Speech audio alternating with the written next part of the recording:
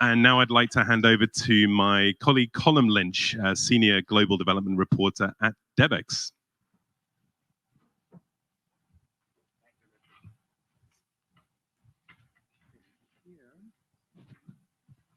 Hello.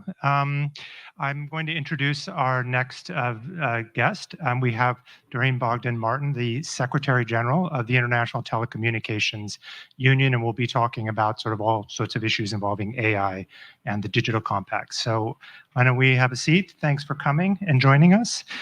Why don't I start off by sort of describing a bit about what the other Secretary General is up to on this front. So Antonio Guterres has made it clear he wants to carve out an extremely ambitious role for the UN in setting guardrails on issues like AI, on issues like, you know, the use of killer robots and that sort of thing, and also to set up a broader digital compact that would sort of, you know, according to the UN Tech Envoy, set the rules of the road.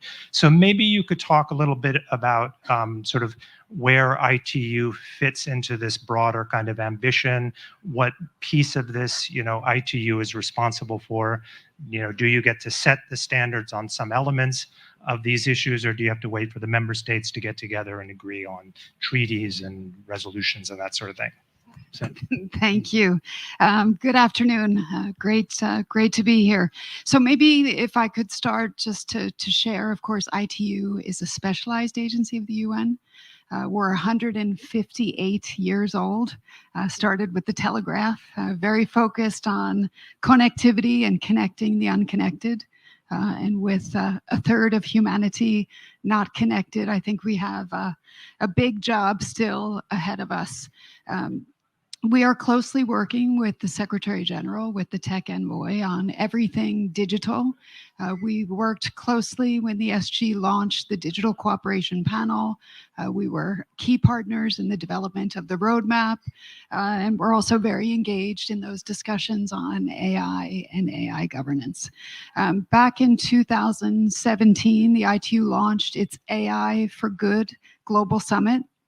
I think that's a good example because it actually shows how different agencies come forward with different expertise levels. And I think when we talk about digital, it's not just the infrastructure piece. Of course, you mentioned standards. There's the radio communications piece, but there's the ethical dimensions, the human rights pieces, the education pieces.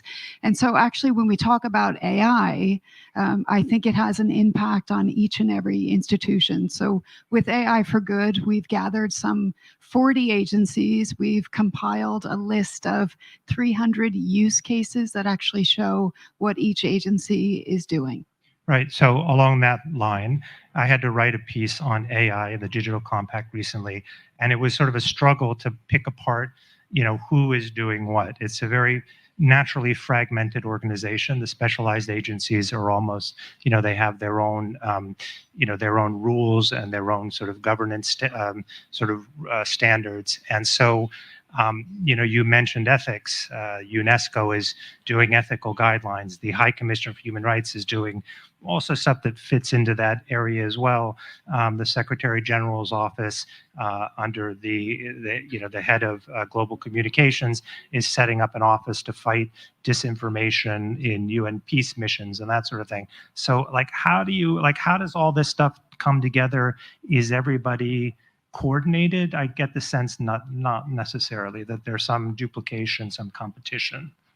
I mean, I think it does come together. The focus of the Tech Envoy is to help in terms of the coordination. And when it comes to specialized agencies, we have our respective mandates and we implement in country. But I think, you know, when it comes to digital, this is something that's horizontal. So everybody has a little piece, and whether it's Volker Turk on the human rights side or Gabriella on the ethics side from UNESCO, I do think the pieces fit together. Much of our work, when we look at country level work, we are urging this sort of digital transformation push as a center.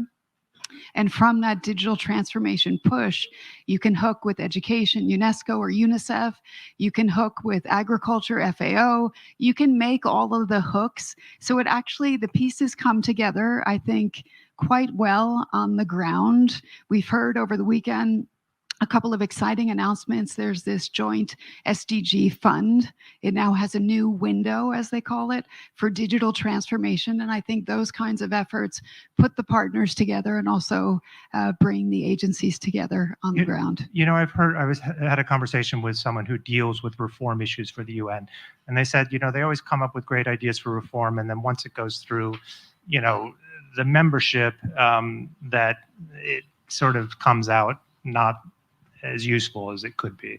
So I'm just sort of curious. I mean, you know, there will be intergovernmental negotiations, particularly over the next year leading up to the future summit, the Summit of the Future. There's a lot of countries that don't share the same vision, the same values about the degree of, you know, degree which human rights should be integrated into the digital space, the degree to which this should be an opportunity to reassert state control, increase surveillance, all these sorts of issues. You know, there has been a big fight over the cybersecurity treaty negotiations, over whether this is going to expand too much the definition of what is criminal in this space, and that could create a lot of problems for people that do kind of research into flaws within the digital kind of space. And so, can you give us some sense why, you know, people should feel comfortable about the UN playing this role? You know, like some people say, you know, the problem, you know, it's like member states are the problem, and then we're going to head in that direction, and they're going to try and pick this all apart, right? Someone mentioned on a session yesterday, of course, if the UN wasn't created, we'd have to create it. I think the UN role is indispensable in this space. I think the UN brings us together. Definitely countries have different views, companies have different views.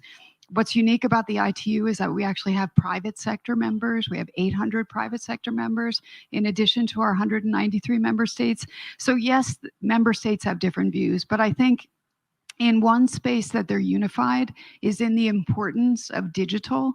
It struck me that when countries adopted in 2015 the Agenda 2030, there was one reference in the whole document to digital. Right. Monday, they adopted the SDG summit outcome. There's 13 references. So I say that because I think the recognition of the importance of digital is clear. We heard it yesterday. We heard it the day before. We'll hear it tomorrow in the Summit of the Futures.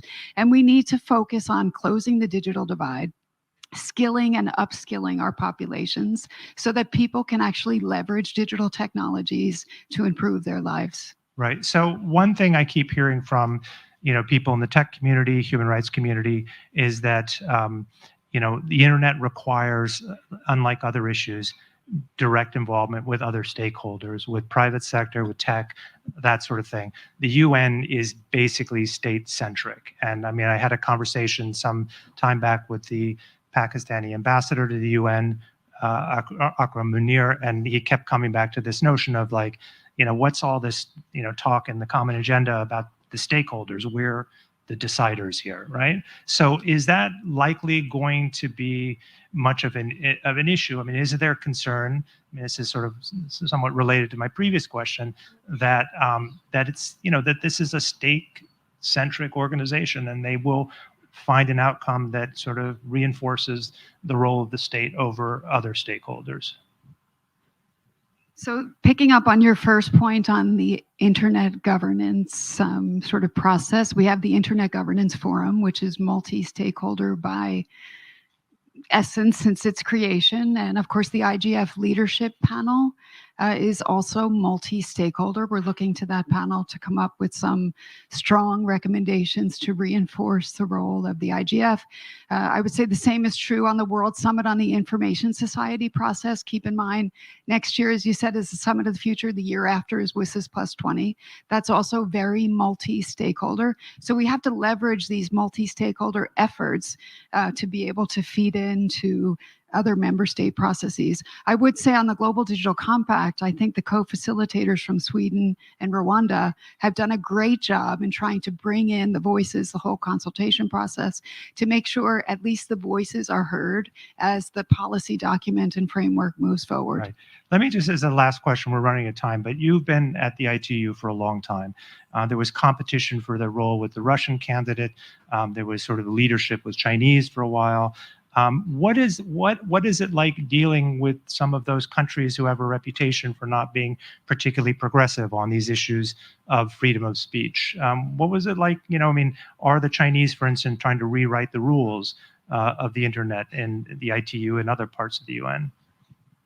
So I would say keep in mind it's one country, one voice, one vote as well. One big, powerful voice. But 193 countries, some of which are in this room. And I think it's important to recognize the diversity of our membership. But as I said, what's important for us is the impact that we can make in countries to deliver digital for the benefit of all. Well, the clock has saved you. So any event, thank you very much. I wish we had more time to do this, but thanks for doing this, Doreen. Thank you. All right.